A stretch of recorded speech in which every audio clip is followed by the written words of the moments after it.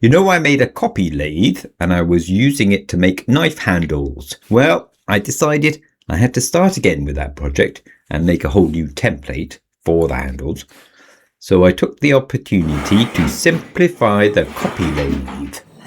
And now it's so easy and it's so simple. I thought you'd like to see that as a standalone project.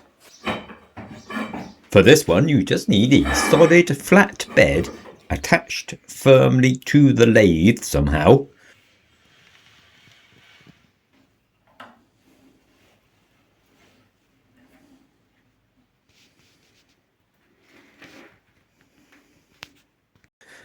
And a router mounted to the height of your lathe centers.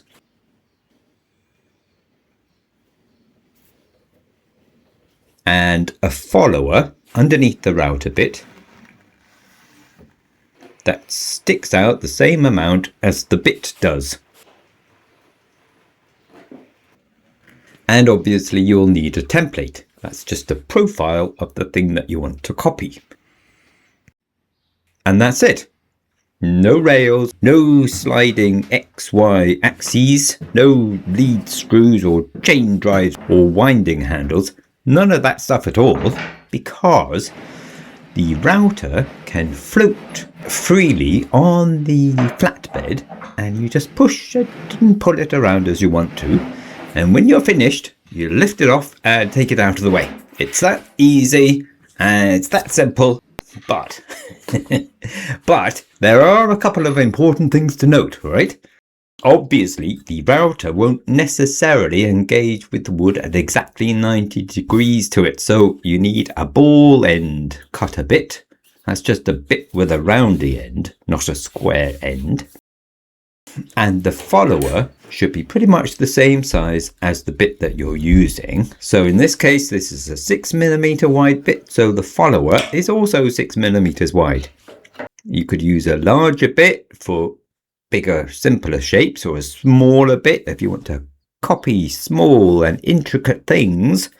You just have to make a follower that matches your bit width. Another thing to note is that this design doesn't work that well on deep, straight-sided shapes, just because the bit could go in at an angle and cut into your side. So just bear that in mind when you're drawing the shapes. And one last thing, a limiter of some sort is so simple to add at the back, and it makes for a much safer job, obviously, because with this in place, you can only push the router into the workpiece a little way at a time, so it can't dig in and cause disasters. After each pass, you unwind the limiter a little and take a little more off until the template itself is acting as the limiter and you have copied your shape. I'm using a metal template, as you can see, but you could use wooden one or a perspex one if you wanted something easier to cut and shape. But either way, you'll want some way of adjusting your template. I cut slots in mine so I can slacken the screws and adjust it just a little bit at a time.